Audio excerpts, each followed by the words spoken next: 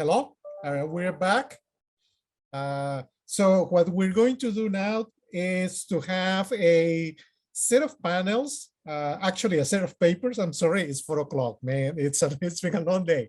A set of papers dealing with issues related to the domestic context and the ideological rules of illiberalism in Latin America.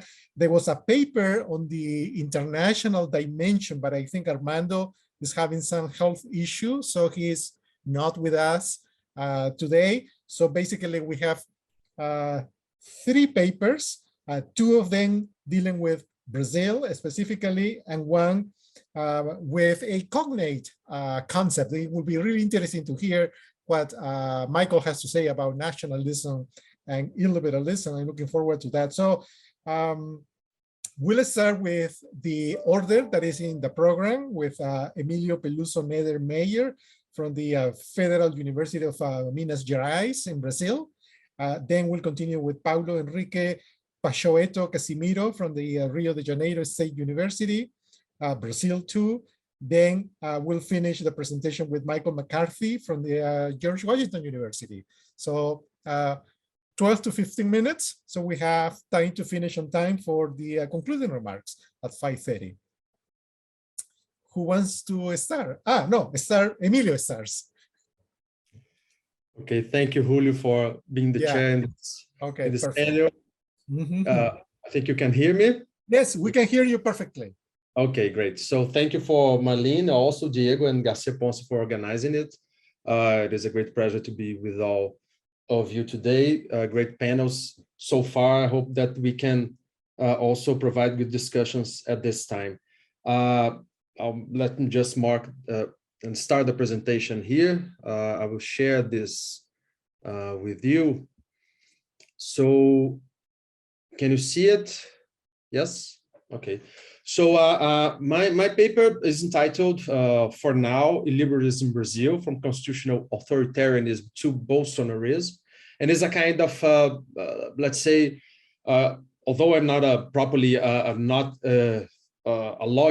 law historian, scholar, or less than that, a historian, an attempt to develop some ideas that connect the way by which juridical classes in Brazil, or people that are involved in the, let's say, juridical community, they participated and tried to legitimize authoritarian practices in Brazil throughout mainly and especially its Republican history. I mentioned some of the things that took place before that, but the main targets of the article are those that took place after 1891, when we adopted a Republican Constitution for the first time here in Brazil. So this is the main objective of this article, to try to show how the juridical discourse acted as a basis for the historical development of the Brazilian illiberalism. The paper shows that this is discourse. Is not, we cannot see this as something that is a kind of a monolithic perspective. We have tensions throughout the history. So we have scholars trying to defend that Brazil should follow more democratic, a kind of democratic way. And I try to show this in the paper to demonstrate that the authoritarian discourse is not unanimous, but it was extremely important for developing authoritarian practices that differently appeared throughout the Brazilian history, and showed that we could reach what is now conceptualized as Bolsonarism, the movement that is behind the president, our current president, Jair Bolsonaro. The seeds of this illiberalism, I tried to show in the introduction that there is a difference between illiberalism and anti-liberalism, that they also appeared in some of the theories of those scholars, even the 30s, for instance. There is this difference. I tried to, from the studies that were developed by Marlene, to show that those differences, they appeared throughout our constitutional history. But we can see that what was developed was this idea by which illiberalism should be defined as a way by which you use juridical institutions, you use a kind of juridical discourse in a sense to try to provide legitimization for those authoritarian practices. Okay. So this appears in the introduction. I rely in a certain sense in what Paul Blocher developed in his article on populist constitutionalism, on what he called the kind of legal resentment that even though those were scholars that tried to develop legal science in Brazil, they were in a certain sense worried that those legal institutions were using or abused in a certain sense by institutions that were not properly the ones that should represent the people. And that in the sense there is this distortion or this usage, let's say, of a populist approach of what institutions can do in Brazil. One of the main examples of that were the scholars that wrote during the Vargas regime between 1937 and 1945. So there is this picture of Vargas, and what is written there in Portuguese is that social laws or social acts, they are there for benefit the poor people, and this kind of populist discourse that is present throughout Vargas regime, in a certain sense, influenced the way by legal scholars worked in Brazil with our juridical institutions. During our first constitution, the 1824 constitution, there was a concept that was used and that it worked as a preparation for what could take place in the 19th century. And this was the concept of a moderating power that was in the hands of the emperor. This is something that did not disappear throughout Brazilian legal history. So scholars kept on until today talking about the existence of a moderating power here in Brazil now that should be managed by the armed forces. And this shows a little bit how this kind of authoritarian discourse appears throughout Brazilian constitutional history. After the 1891 constitution, even that idea did not disappear, but to it was added constitutional scholars such as Alberto Torres and Oliveira Viana added other conceptions that try to show that there was an idea that a kind of mass people, something that they call in Portuguese povo massa, could not lead democratic institutions and should be, in a certain sense, there should be a tutelage by them that should be performed by Brazilian elites. And this appears clearly in the discourse of those scholars of the 20s and the 30s. Other scholars, such as this one that appears in the picture, Pontes de Miranda, one of the main scholars in Brazil, even discussed those problems related to what he's called the povo massa, or what Oliveira Viana described as a povo massa, using very racialist themed perspectives, trying to show that there was a kind of problem or a racial question that should be, in a certain sense, confronted by politicians in Brazil, and even, he would say, in a constitutional manner. Although all those discourses were taking place before the 1937 constitution, we had the opportunity to have a social democratic constitution in 1934, much inspired in the Weimar Constitution. And this shows that that tension that I mentioned beforehand appears throughout our constitutional history. But under the 1937 regime of Vargas, those scholars, such as Francisco Campos, would be the main ones that would influence the construction of constitutional law here in Brazil. Francisco Campos, for instance, was the one that inspired in a Polish constitution from the 30s, would write a constitution, very authoritarian constitution that would suit Vargas' regime. Other scholars would talk about an anti-liberal democracy at those times, such as Almir de Andrade, And we would also have, let's say, much more harsh or harsher movements coming from what was created in Brazil and named the integralist movement or Movimento Integralista, that was led, for instance, by Plínio Salgado, but which also had supporters from law. Someone as Miguel Reale, a very influential philosopher of law in Brazil, was one of the main people in this movement that had clear fascist features. We went back to a democratic regime after the 1946 Constitution, when the dictatorship was ended after the Second World War. But the idea of a national security doctrine that was built under the Vargas regime, and even under what's happening with the whole world with the Cold War, showed that these authoritarian practices were important still, even during those, let's say, democratic or formal democratic times. There was a creation, for instance, of a superior school of war that was inside Brazilian's army. And this school of war was much inspired in this national security doctrine that would be truly important for what would take place with the military dictatorship. Consider, for instance, that a national security law or a national security act existed in Brazil from the 30s until last year, when it was revoked by a new law that tried to protect the democratic state of law.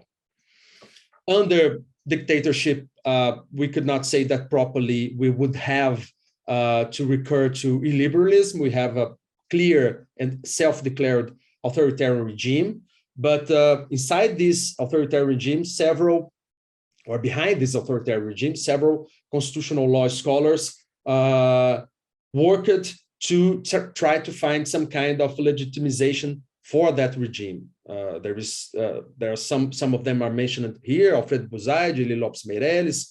So several constitutional scholars that would be important for the construction of constitutional law in Brazil, and in a certain sense would influence what would take place after the military dictatorship.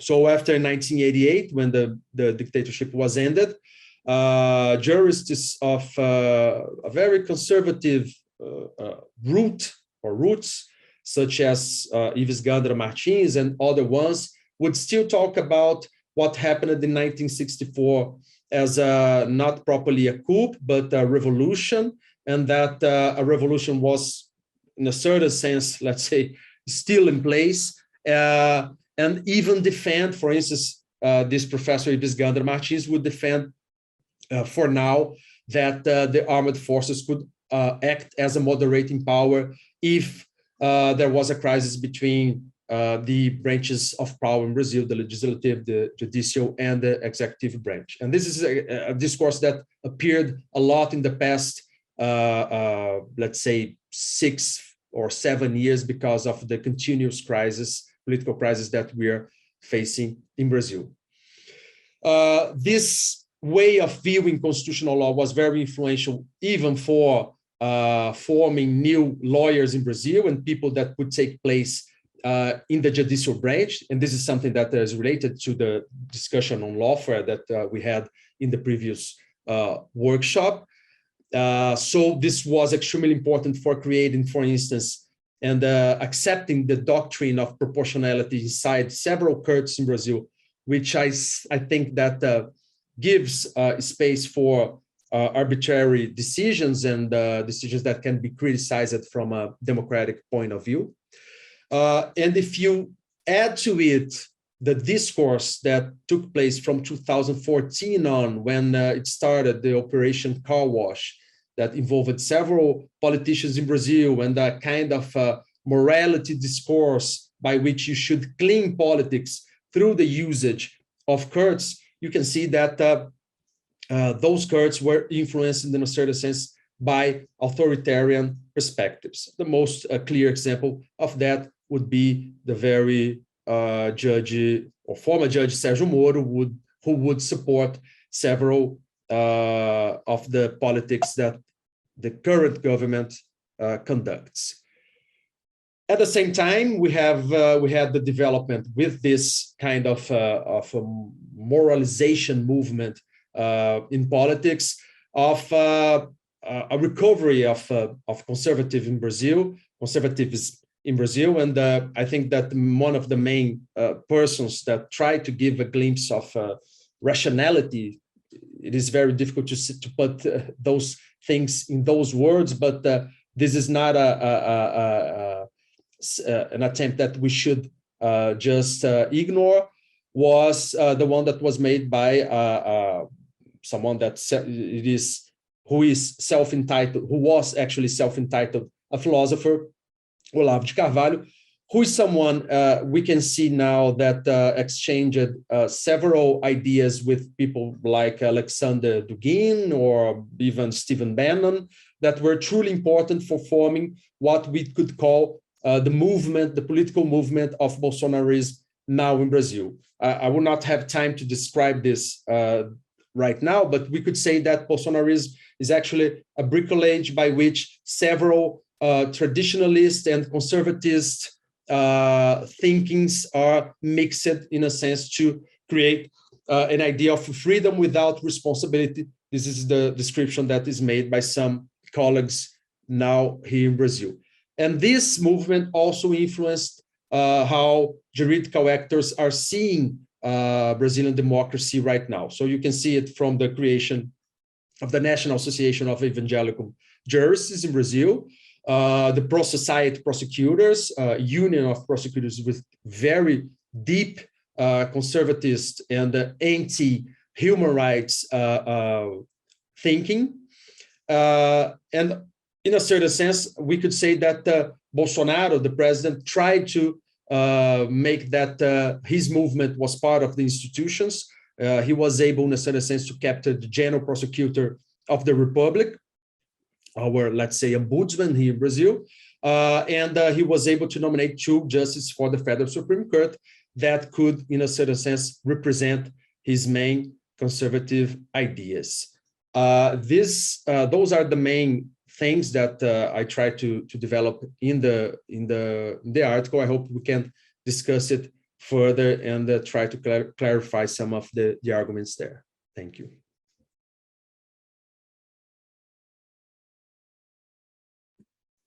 This is a great contribution and sort of raises the whole issue of what happens when liberal institutions behave illiberally, right? Which is almost like a contradiction in terms, but clearly what has been described in the Argentinian case by Benjamin and what you're describing, it sort of falls quite into this. Very good. We'll have a conversation about this after Paulo Henrique does his presentation. Paulo, floor is all yours. Thank you, Julio. Thank you, Marlene and John, for the opportunity to be here today. It's a very interesting, fascinating workshop, and I want to thank you for this opportunity. I will read my presentation, some parts of my working paper, because I don't trust in my English to speak only without read some parts of the paper that I sent to you. No? The thesis that underlies these and other works of our authorship, me and my partner, Professor Christian Lynch from the same university, is that if it's possible to diagnose affinities and similarities between the current moment and other experiences of Brazilian history, political history, the Bolsonaro coalition articulates some elements that attest to its great originality as a new type of illiberal discourse and extreme right-wing articulation in Brazilian political history.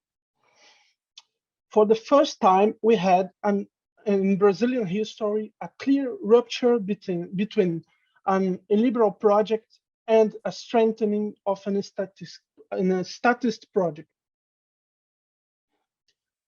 Constantly living under the surge for economic, social, and political modernization, the main manifestations of right-wing ideology in Brazil oscillated mainly between statist conservative, which believed in the precedence of the state as an agent of organization, modernization of society, and economic liberalism, which emphasizes the need for free development of market forces and a society founded on competition to overcome our status culture.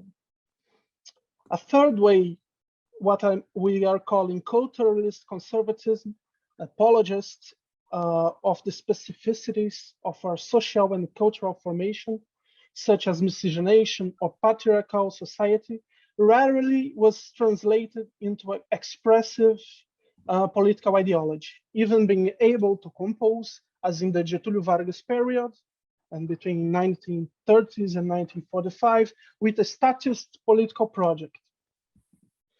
Although the coalition formed around Bolsonaro is similar to that of 1964 military and civil coup d'etat, bringing together militaries, neoliberals, and conservatives, the correlation of forces is different. Today, the presidential nucleus orbitated the reactionary culturalism of Bolsonaro's sons and the former intellectual Olavo de Carvalho, allied to Paulo Guedes, the neoliberalist, the Ministry of Economy.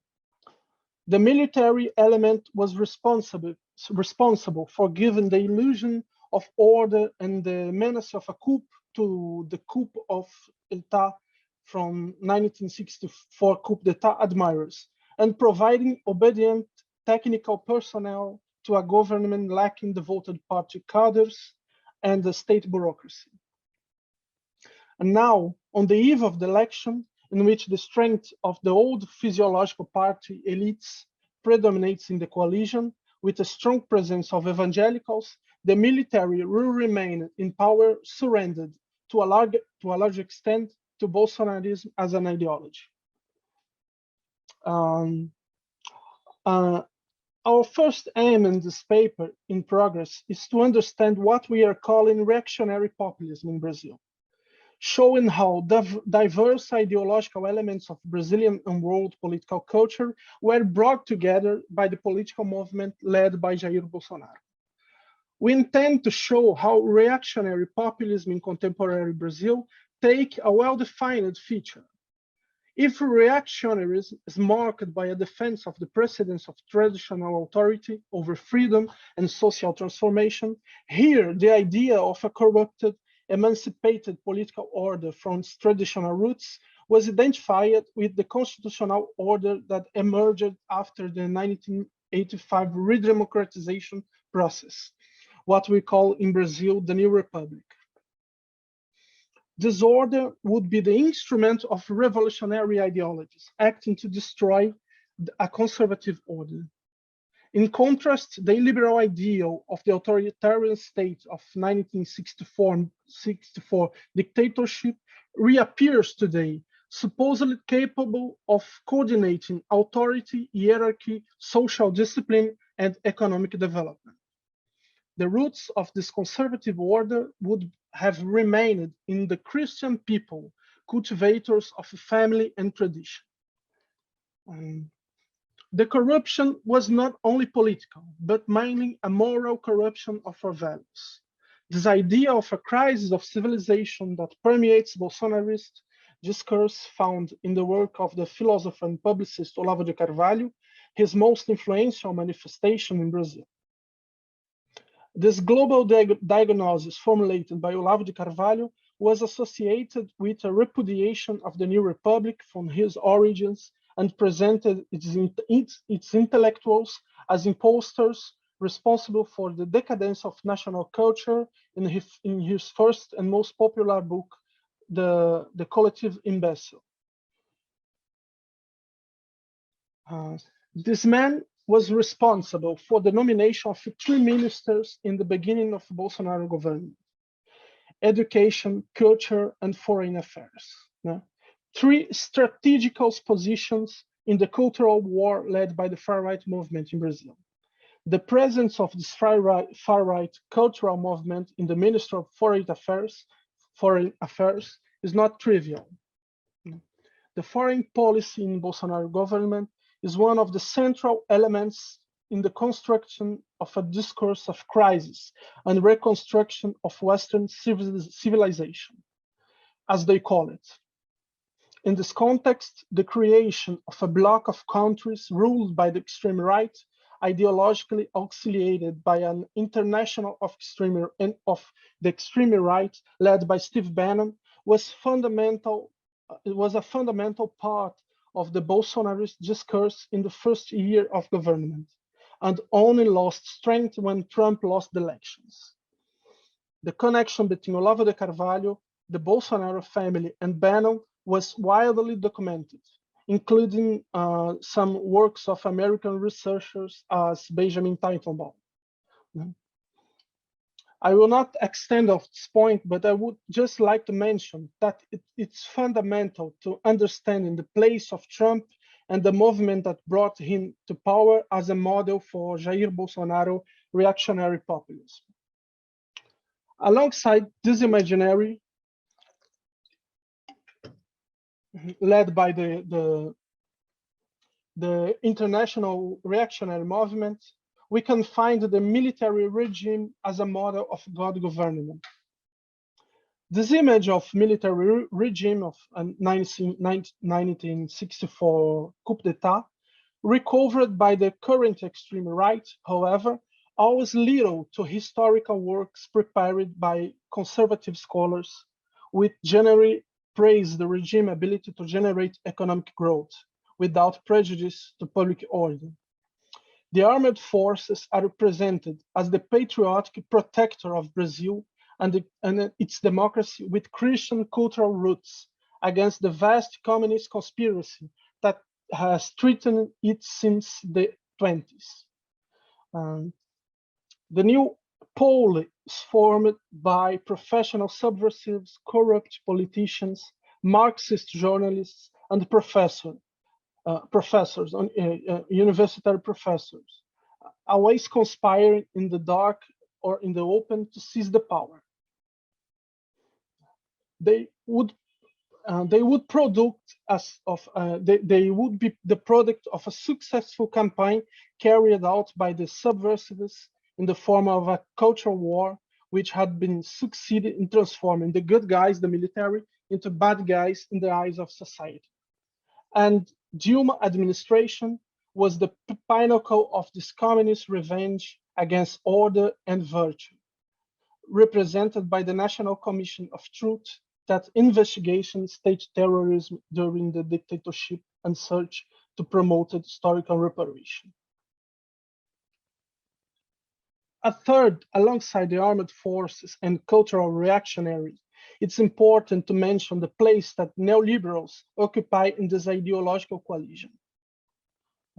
During the process of building the coalition for 2018 presidential campaign, Bolsonaro found in economist Paulo Guedes, a former PhD student at the University of Chicago, someone willing to offer him an economic discourse capable of attracting sectors of the business, financial capitalism, and the friendly middle classes, to the promise of systematic dismantling the state, privatizations, flexibilization of labor legislation, radical reduction of career of civil servants, and other promises. This, what we are calling the colonial utopia of the reactionaries, as well as the desire to free Brazilian society from all state regulation that would give in full vent to its true nature, which would be conservative. And conservative is opposed to state in this discourse. It has close affinities with the worldview of the neoliberal wing of the ruling coalition. The common hatred of both groups, the reactionary and the neoliberals, was the state, its regulatory functions, the protection of workers, the politics of protection on environment, education and culture, as well as their public servants, attacked as a case of communist profiteers.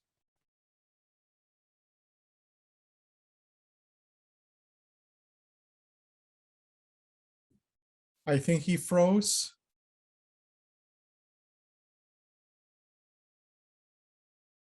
John, are you there? Yes, he seems to have frozen. Yeah, I think he froze. Too bad. Should we just wait a minute or two? Or should we move to the next one?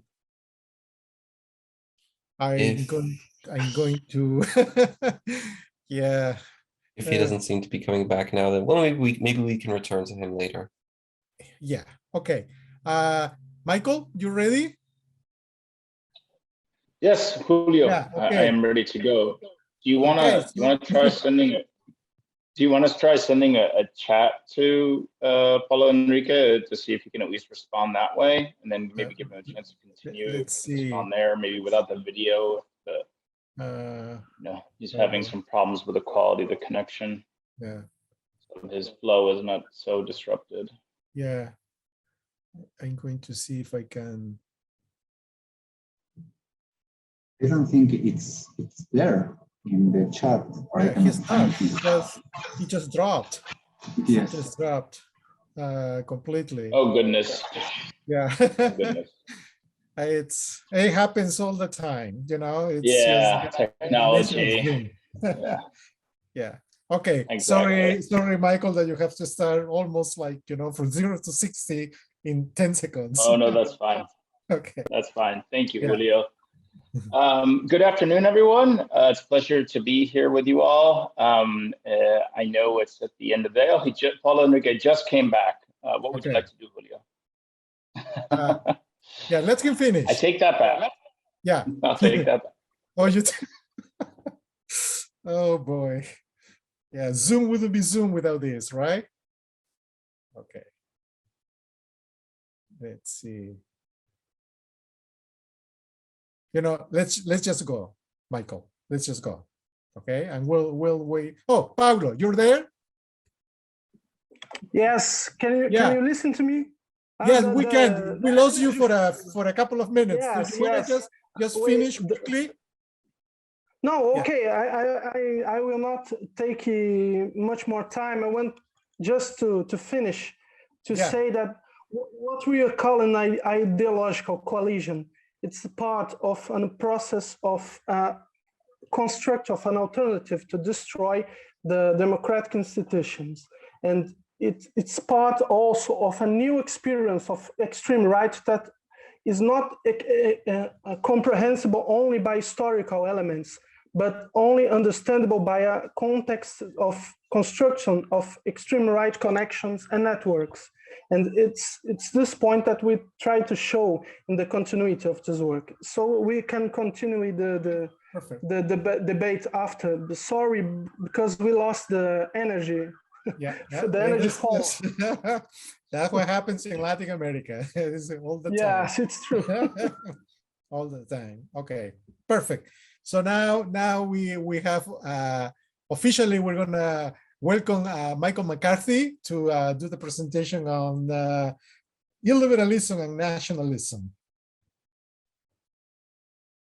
Thank you so much, Julio. It's a pleasure to be here with everyone. And thank you to the organizers for putting together such a wonderful set of presentations, panels, and a great keynote address from Julio to get us started earlier on today. So my paper topic is illiberalism and nationalism, past and present reflections from South America. And what I'm going to try and do is take a couple of steps back from the empirical and try and think through some of the conceptual building blocks that we'll need to put together a fully coherent research agenda on illiberalism, globally as well as in Latin America. And I think that that's merited because this is an emergent literature, and so we're still in the stage of sort of developing the concept, precising it, as we like to say in the social sciences, and thinking about ways to elaborate and unpack it based on crucial case studies. So I think it is a good time to do some of this work. and hopefully we'll be able to take some steps forward in terms of making a good case that illiberalism is a term that we need in the social sciences for both sort of knowledge reasons as well as for better understanding real world phenomena. And this paper topic is really sort of in its very early stages. And this is the first time that I'm going to be presenting these thoughts and ideas before a public audience. So it's very much a work in progress in that sense. And what I'm going to do in terms of my claim is follow some of the arguments that have already been made in the emerging literature on illiberalism, most notably by Marlene, about the fact that illiberalism is best understood as an ideational phenomenon. In other words, it's really an ideological concept in terms of how we can locate it. And at the same time, we have to grapple with the fact that there's considerable political baggage associated with the term due to its popular usage in public affairs discussions, as well as in the press and also by politicians. And then we also have to grapple with the fact that the term has this sort of semantic reality of being an antonym, right? It's the opposite of liberalism. So these are things that we're going to have to just address head on. We can't ignore them. And my kind of solution to these challenges is that in order to really build out this research agenda on illiberalism, we need to draw on a related philosophical tradition. And that philosophical tradition is communitarianism, which is a body of thinking that in the past was contrasted with liberalism in terms of the Michael Sandel versus John Rawls debates and so on and so forth that have played out for decades and decades about how to get to the good in society. So what I'm going to do in my talk is address some of the challenges that have already been identified in this emerging literature, propose a formulation for grounding illiberalism in thinking about nationalism and communitarianism. Then I'm going to briefly illustrate how this formulation that links illiberalism to nationalism and communitarianism circulates in Latin American politics historically and today. And then I'll wrap up with some thoughts about what to do and what this all means in terms of trying to put these conceptual building blocks in order. So that's kind of the order of the day. So the first challenge that we see in the literature, from what I can tell, is that the main exponents of illiberalism happen to be leaders, not philosophers. In other words, when we think about illiberalism, we're primarily thinking about people in power rather than philosophers of illiberalism. My co-panelists on this panel have already helped me think about potential philosophers or thinkers that we should be including in a list of proponents of illiberalism. And undoubtedly, there are people out there who are advising these leaders who are, or who are philosophers helping these leaders who are important. But it seems to me that there is this fact of the main exponents being leaders rather than thinkers.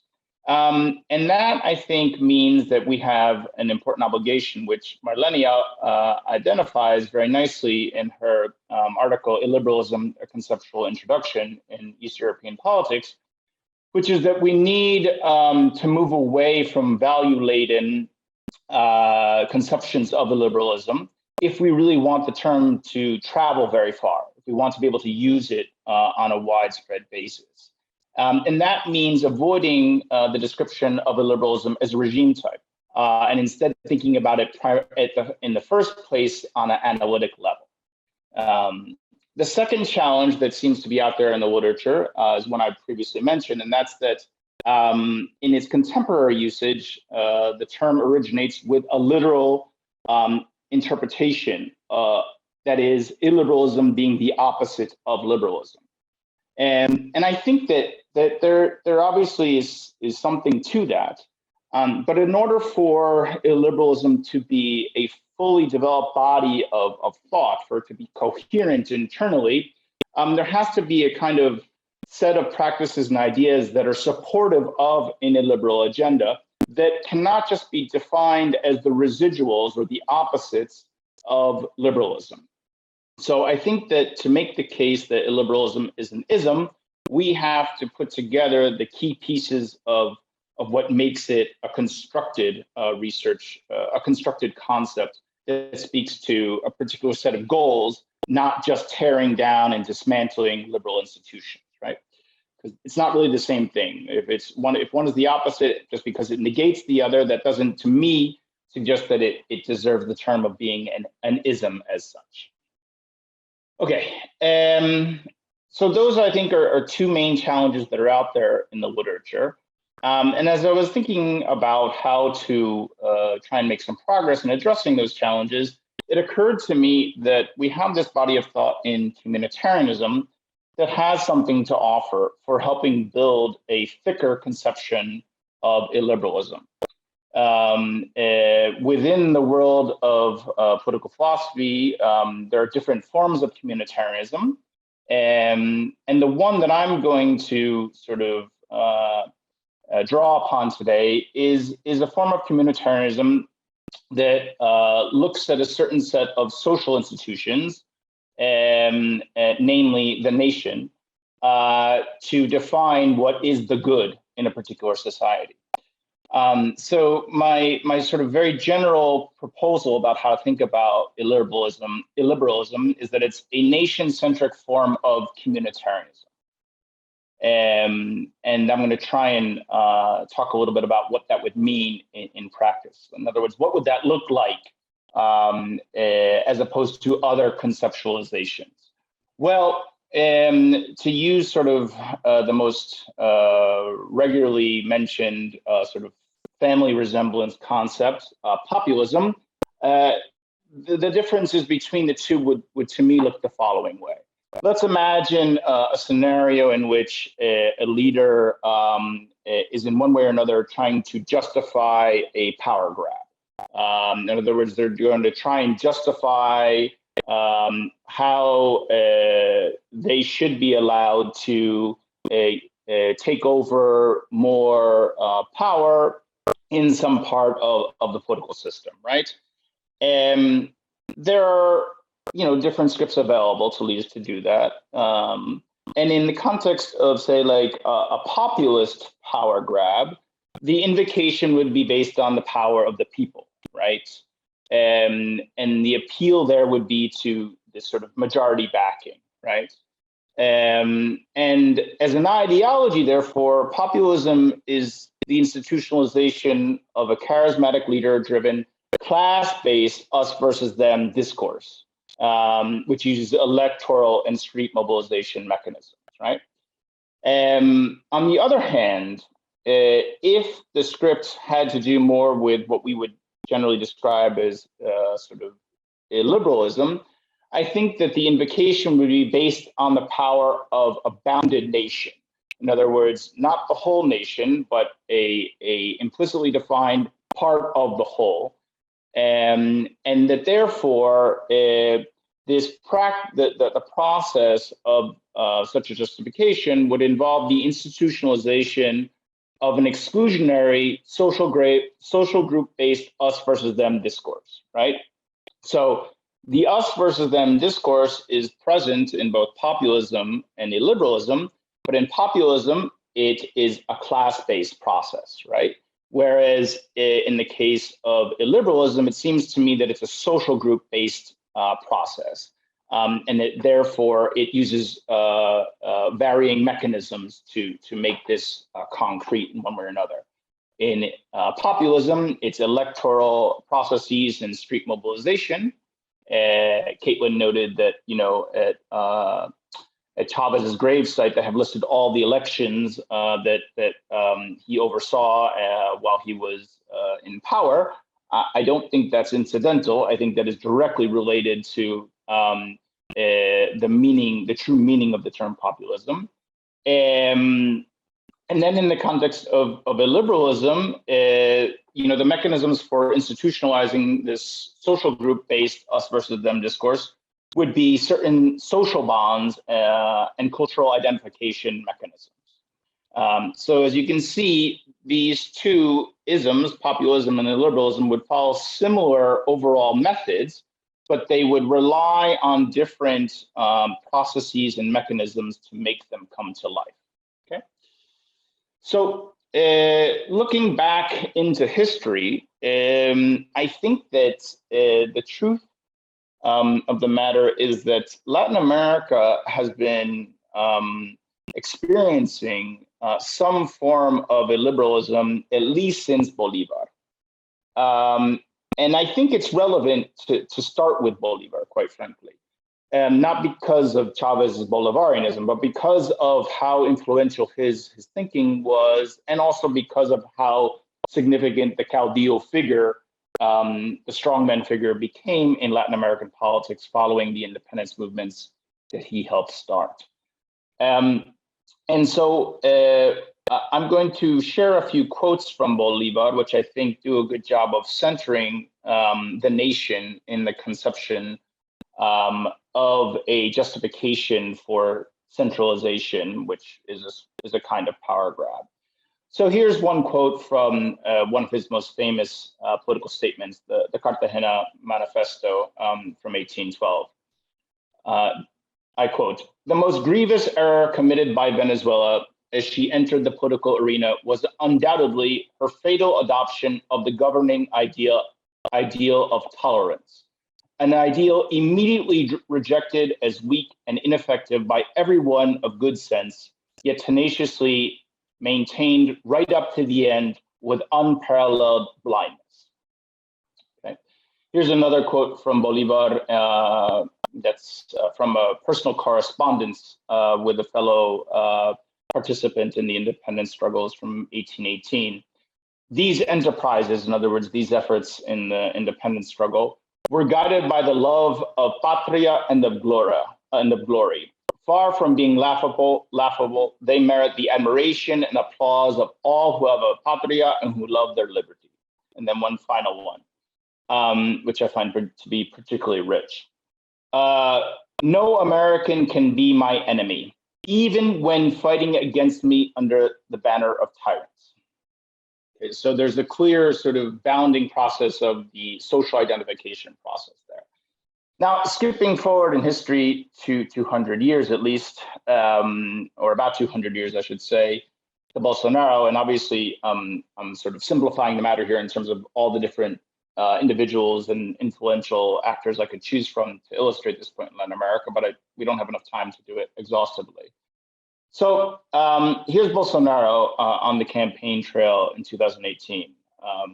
First, his campaign motto, Brazil above everything, God above all. And then a second quote, Brazil is ours, good citizens, workers, conservatives, Christians that preserve family values, that don't want gender ideology in classrooms, that want Brazil doing business with the entire world without an ideological basis. Okay? So what I think we're hearing in these two different cases are not class-based appeals, but they're clearly social group-based appeals that are going to go on to create a basis for social identification and distinctions that are going to give these individuals a way to carve out constituencies, basically.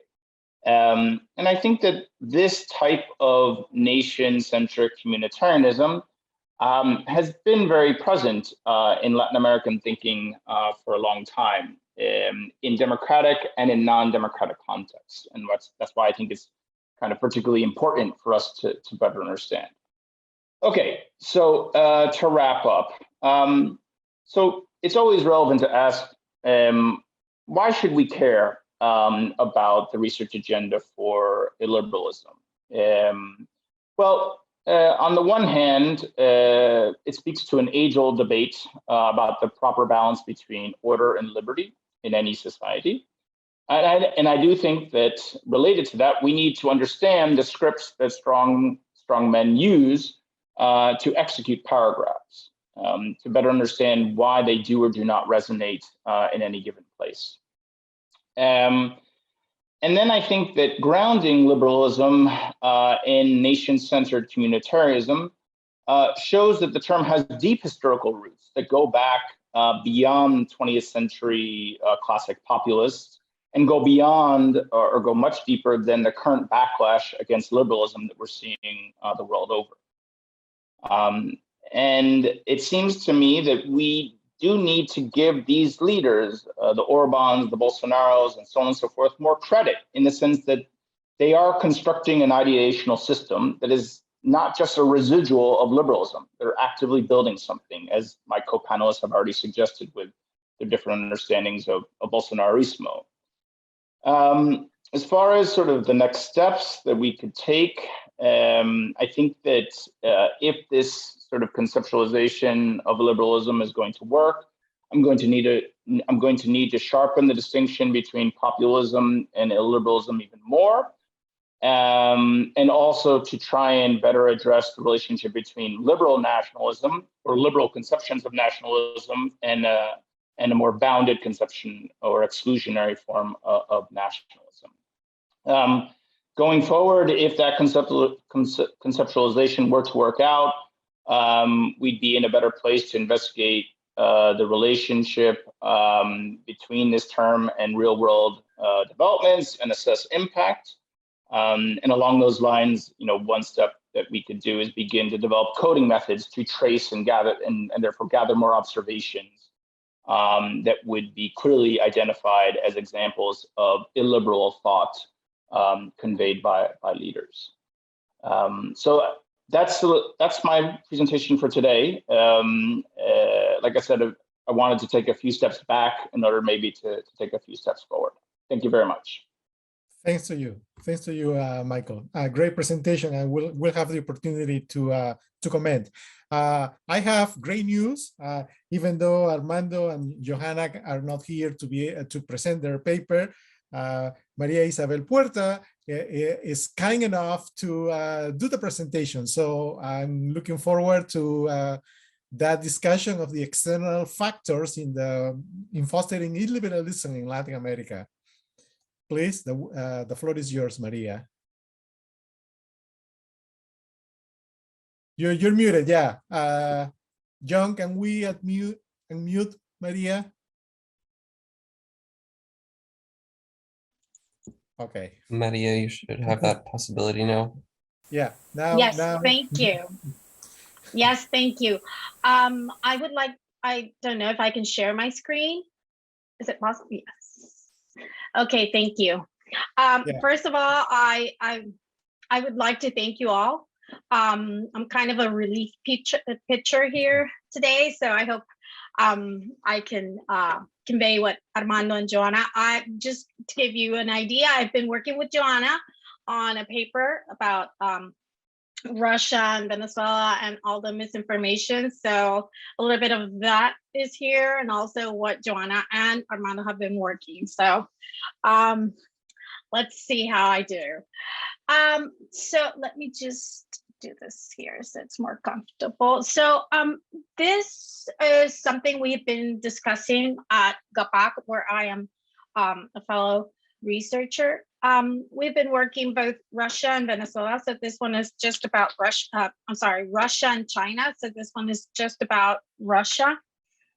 We've been working about the political synergies between Russia and Venezuela. And of course, we have been working sharp power. So it has a lot of that debate across both papers, but in this one in particular, we are looking at the convergence between what the Russian political objectives are and how they merge with the Venezuelan current situation. And so we have focused our research on media coverage but also on the academic spheres, because since we're working sharp power, we have been looking into that. So the idea of this paper in particular is to not just go over what illiberalism stands for. And I think Michael's presentation was really important, because I think we have to really dig into that. I think it's important about the conceptualization, but also how you translate that into the practices. And in this case, we are trying to look into how this illiberal discourse influences public intellectuals and academics. So one of the things that the paper aims to achieve is to come up with ideas how to not defeat this illiberal influence, but just to create mechanisms to propose a different way. And I think that's the hardest part of it. So as I said, we are working the effects and the influence of not just soft power, but we're talking about sharp power, and specifically with the Russian influence in Russian media in Latin America, and in this case in Venezuela. So we're looking into how both political regime and foreign policy can be seen as an example of illiberal practices. And this is the most, I think, important part of this work. On the one side, we have ideology, and on the other side, we have a practice. So I think it's important. This always comes up in the discussion.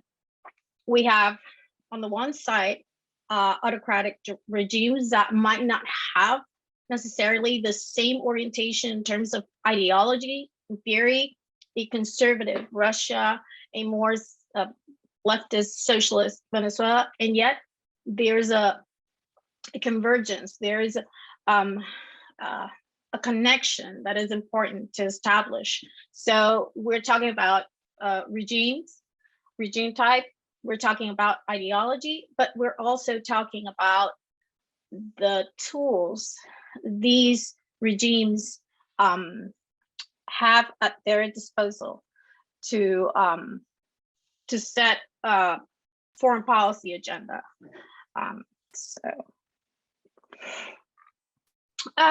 So we go over what sharp power is and how it manifests. And it is important because we are talking about media, but also academic circles. So this is really important about how these, there are agents, there are institutions, there are structures, and how they develop a mechanism that is so powerful and so efficient that sometimes we have found, at least in my research, because in my case, I'm the one who oversees Claxo and LASA when it comes to this research. And sometimes what we have found is that it is sometimes it's not very subtle, but sometimes it's so precise that people do not understand how powerful it is to manipulate a situation within the academic sphere. And so in this case, we're analyzing how two autocratic allies cooperate through the use of these tools. We're talking about propaganda, we're talking about media coverage, not just to defend their political agenda. It's the whole process, it's the setting, it's the implementation. It's really sophisticated. And the other thing is that there are resources for it, especially when it comes to how to put together these alliances. So this relationship, this alliance usually amplifies illiberal ideas, and it spreads through the intellectual, because it's not just the academics, it's also the, op-ed writers, columnists, analysts. So this is a very, and we're going to see it, how it presents itself in media. It is very powerful. So on the one side, we have a country going through a very difficult period, destabilization, economic crisis, sanctions. But on the other side, we have a once superpower trying to not just expand, but to recover some of that effective power through its intervention in Latin America, for example. So it is kind of at least for both actors, it's a situation where they will obviously benefit Venezuela because it has a strong protector in Russia, and Russia because it has an opening from a geopolitical standpoint to Latin America. So it is it's a win-win for them. And so we're talking about Russia with an economy that we know is it's not balanced in terms of the extension of the territory, and yet it does have influence in terms of its sharp power, of course. I would say that what we are seeing now, maybe the military part of it is under question right now, but still in terms of what we know, it's a superpower in any case. And of course, in the case of Venezuela, Venezuela is a country in crisis, but it is also an example of how even the crisis is limiting the country. It has still found ways to circumvent sanctions and to establish alliances, not just with Russia, but other countries that are themselves under sanctions. So this is a little bit of, I don't know, I'm sorry, I don't know about time. If someone can just give me a heads up if I can't hear anything. It would be great if you can finish by 5:10. So that will give us like 15 minutes. Perfect. Yeah, 15 minutes for that conversation. Mm-hmm. Thank you. Yes, will do.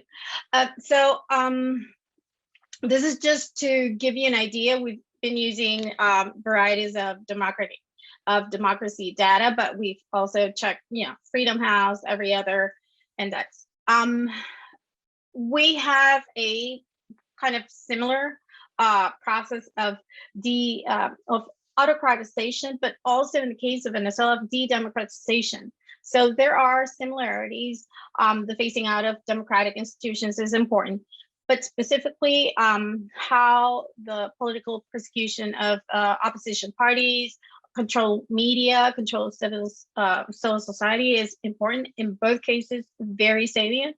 And of course, in economy, the oil dependence, the strong state presence is both an indicator that these countries have a lot in common. However, as I said, Russia has interests in Latin America. Venezuela is part of those interests.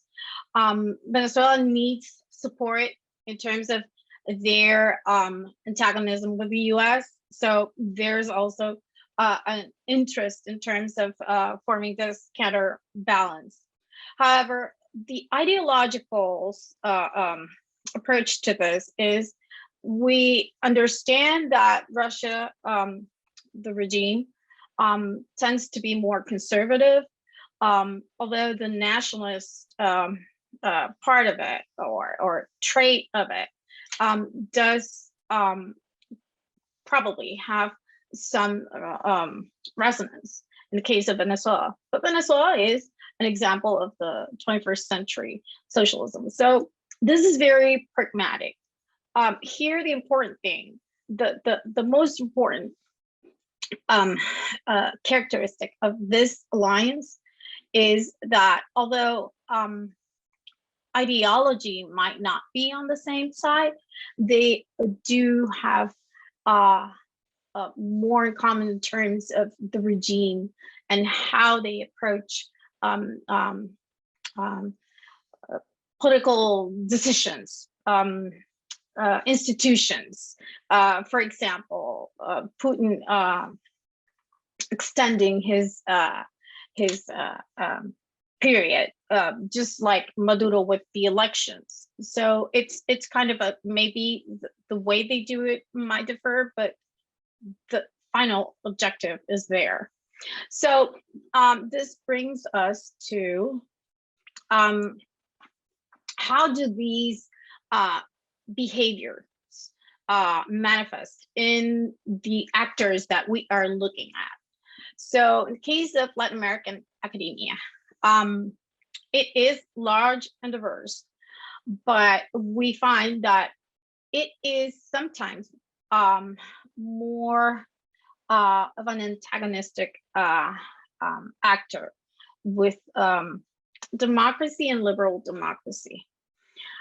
The radical left tends to be more, to have a significant more presence when it comes to media. It is not only because of I don't know if it's the media composition, because in Latin America, we find a strong, let's say, right-leaning corporate media.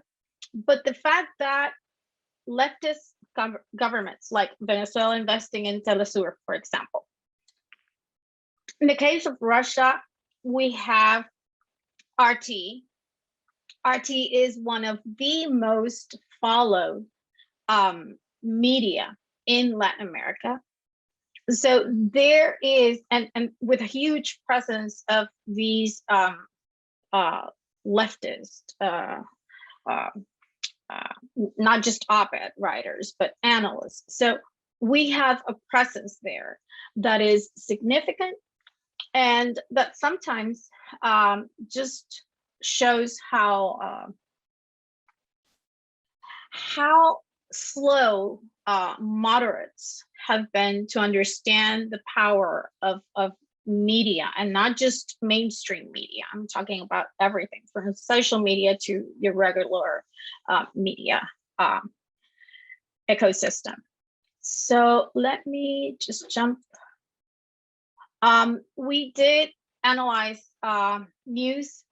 It was RT, Sputnik, Telesur, Correo del Orinoco. We also looked into op-eds. We followed Claxo and other groups of academics. There were some interviews and participant observation. That's where we got our data. So these are some of the results. What we have found is what basically fits the narrative of both regimes. We've seen a lot of misconstruction, misinformation, disinformation, especially when it comes to foreign policy towards Venezuela and Russia. For example, sanctions. It's usually very misguiding. These are some of the examples that we found. In my case, I've been following Claxo for the past year and a half, and this is an agenda. I hope you get to read the paper for more details, but it's basically an agenda that tries to make emphasis on specific issues that, for example, are present in cases of like Nicaragua, Cuba, and Venezuela, but they only see it from the other side, the democracies, but not in those leftist regimes. Let me go real quick. So these are just preliminary conclusions. So autocratic and illiberal synergy between Russia and Venezuela. It is a vehicle for the Kremlin's viewpoints. And that's how it works. If you just tune in RT, watch their YouTube channel, or just read their tweets. That's what they do. And that's basically what we have found. I'm sorry, I have to finish because it's my time. So I hope this helps. I'm really sorry that Armando couldn't be here with you guys. No problem. No, but your presentation was great, and it opens a window that we haven't really discussed today. So it's really good. So I'm going to start taking questions. Please either raise your hand or start talking, because I cannot see the whole board. Well, while you think about your question, let me start by asking a general question that I have as I heard the first three presentations, because it relates to this whole issue of the historical roots of illiberalism or alternative to liberal thought. And of course, it's no accident that the first two papers that really go deeper into the historical and theoretical roots of illiberal thought are from Brazil, right? I mean, Brazil has such a strong theoretical history in terms of this other tradition that Michael sort of refers to as communitarianism, which I don't think is exactly the same as corporatism, but corporatism, you know, in the traditional work of Friedrich Schmieder, it's also a conceptual alternative to liberalism, right? And that sort of leads me to ask this question of whether this strong tradition of corporativist thought in Latin America, articulated so well by many Brazilian intellectuals, but not only Brazilian intellectuals. I mean, during the military government in Peru, there were a bunch of, you know, intellectuals associated with the military government that portray a corporativist view of society that will offer an alternative to liberalism. I mean, the excellent study that from Alfred Stepan, who also happened to be an expert on Brazil, you know, illustrated these theoretical and conceptual roots of illiberalism. So I'd like to start the conversation asking, you know, Paulo and Michael and Emilio about, you know, how do you see this connection with this traditional body of thought of corporatism in Latin America, or in Brazil specifically, as I wait for other people to, you know, articulate their questions. So whoever wants to start.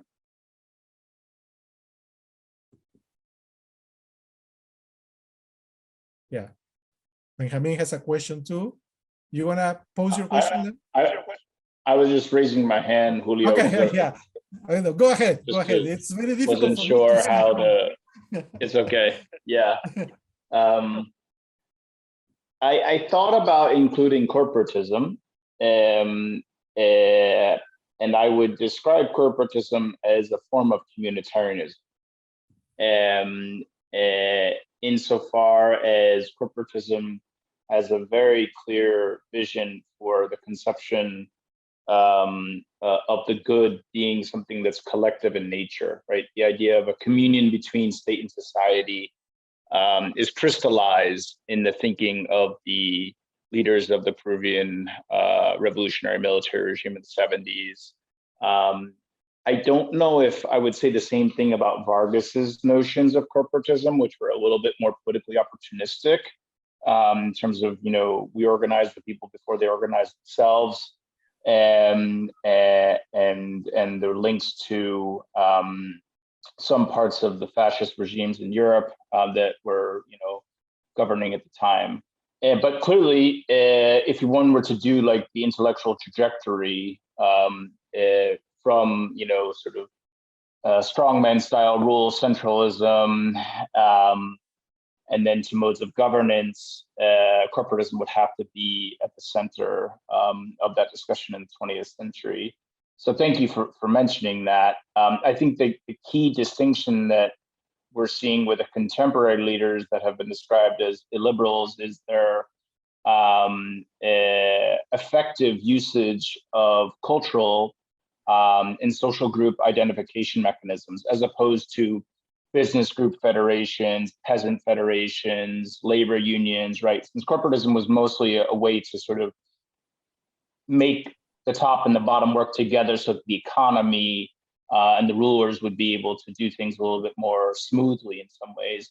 This is when we think about the illiberalism associated with Bolsonaro, it's more explicitly divisive, right, in terms of the use of these cultural and social mechanisms, which is probably a product of some of the things that Mari was talking about in terms of the digital revolution, the 21st century, and the new ways in which leaders can take advantage of those networks to sort of fashion us versus them identification processes. But thank you for raising the topic of corporatism. I think it has to be in the discussion.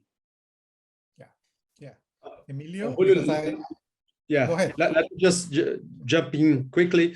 I think I must agree with Michael in the sense that maybe this was, there was a good opportunity for a kind of authoritarian regime to explore how cooperativism was important in the Vargas regime, and this, I think, really took place. And you can see that some of the authors that I mentioned in the article go that way and think that this could be a good alternative for liberalism.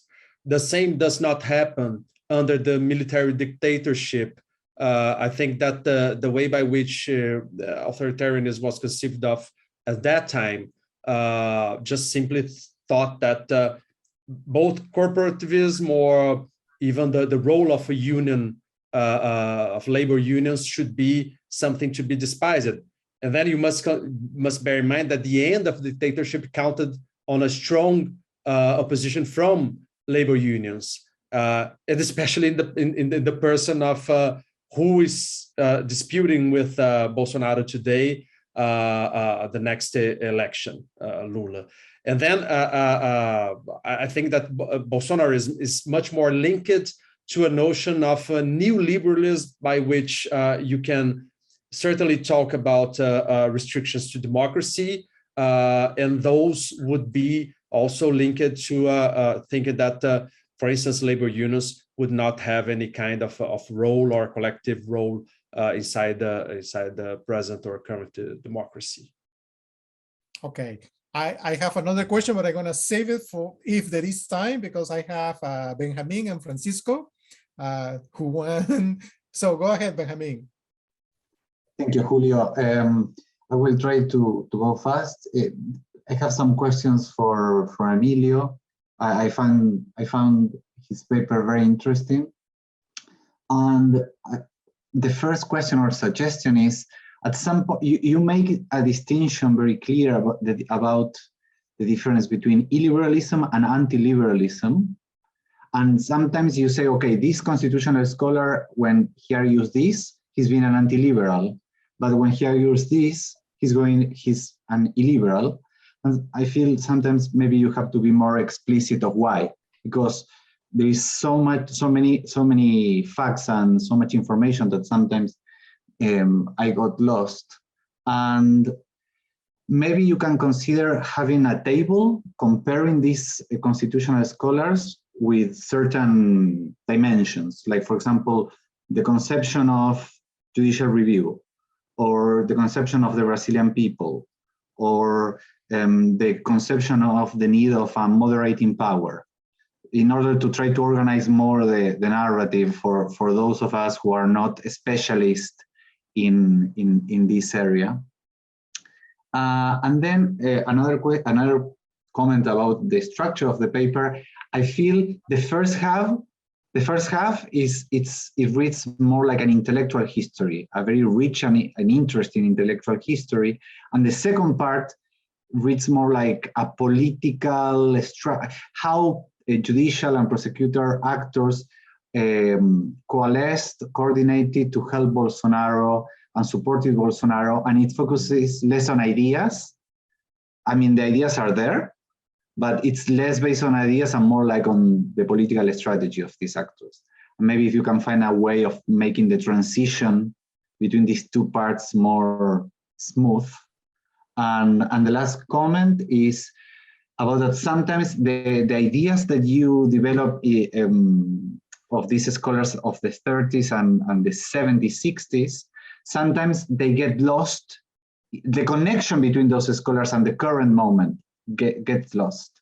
So if you can explicitly refer to how current constitutional scholars are explicitly quoting or referring to these previous scholars, that would strengthen the contribution much more. But I found it very interesting. I learned a lot reading it. Thank you. Thank you, Benjamin. Francisco? Thank you for the presentations. I would like to comment a little bit about the Mike and Armando, Johanna and Maria presentation. First of all, Mike, it's very interesting that you mentioned Bolivar, maybe as a previous, I don't know, experience of populism in Venezuela and maybe in Latin America. I don't know exactly if we could consider Bolivar and other military and political leaders of the 19th century, maybe as a previous experience of illiberalism.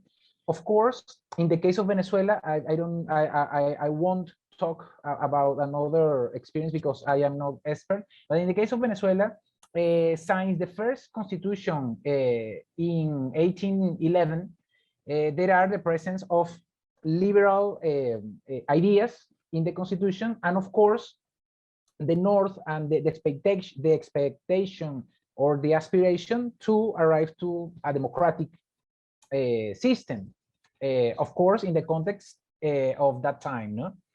But I think maybe the first experience of illiberal, maybe the first illiberal experience in Venezuela arrives with the positivist and evolutionist political thought, because it's the first time when some people and some leaders and some thinkers say the North to imitate or to be like France, like the US, like England in their institutions, it's wrong. And that should not be our North. That's the reason that I think that maybe that's the moment when we can talk about the first experience of illiberal in Venezuela. But we can discuss after, because it's very long to discuss this in this time. Yeah. And talking about the presentation that Maria made, is very interesting that she mentioned that the alliance between Russia and Venezuela is very important to propel, to increase the illiberal ideas in Latin America, because even though we are in an authoritarian system since 2007 in Venezuela, for the government of Chavez first and Maduro after, they say that they are in a democracy, not in a liberal democracy, of course, because they don't support that paradigm. But Francisco, el reloj. Yeah, sorry, but it's very interesting that even though we are in an authoritarian system, the illiberal idea, the illiberal paradigm is being increasingly expanded from Venezuela and other countries in the region. Thank you. I'm sorry because... That's okay, Francisco. Yeah, it's incredible. It's 5:30 and we still have stuff to talk. So I'm going to give each presenter 2 minutes to wrap this up because we have to finish by 5:30. So we have 6 minutes. So Emilio, Maria, and then Michael. Yeah. Okay, just quickly, I think that Benjamin was more in the sense of making just some really interesting suggestions to improve the paper.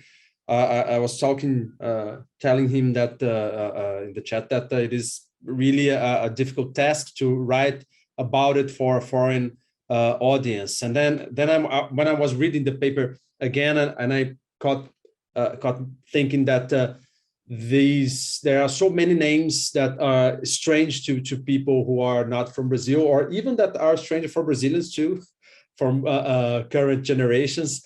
So I think that maybe using the tables, or even trying to refer to fewer examples, would be a good way out. But on the rest of the suggestions, I just have to agree and thank Benjamin for them.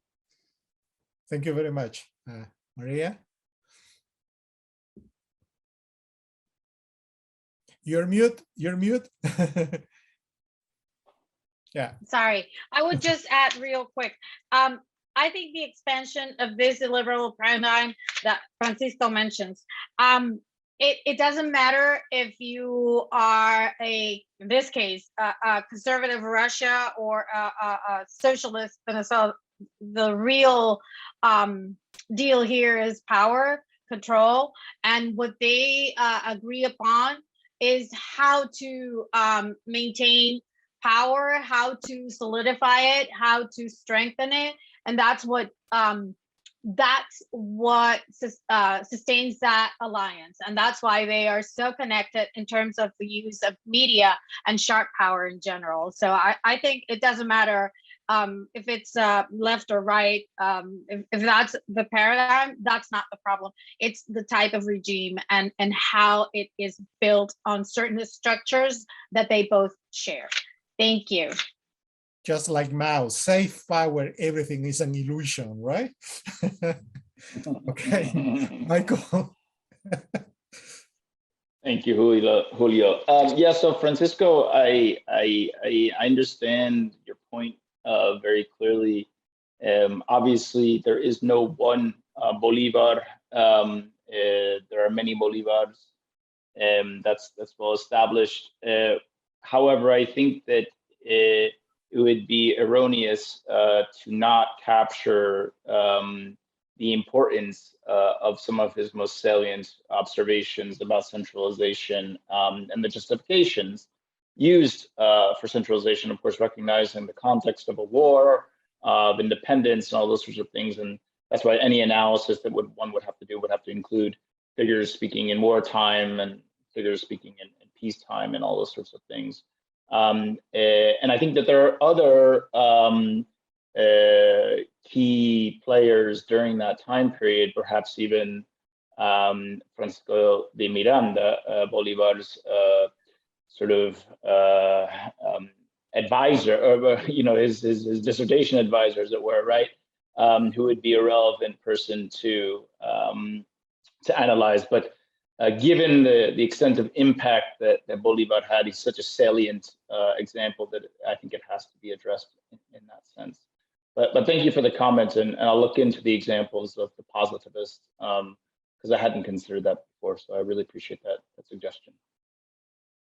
Thank you very much. And so now I'm happy to pass the baton to Marlene and Omar. I'm here. Okay. Yeah. Well, thank you so much for all this full discussion over more than 5 hours. I think I mean I learned a lot, but of course I'm not the specialist of the region, but I can see how many conceptual discussion the region is bringing, and I could think of a lot of comparison with Central Eastern Europe and cases where that would be really great to do more kind of trans-regional approaches. So I really wanted to thank you. I think Omar should have been there for some concluding remarks, but I don't think he's there. I don't see him. Yeah. Oh, yes.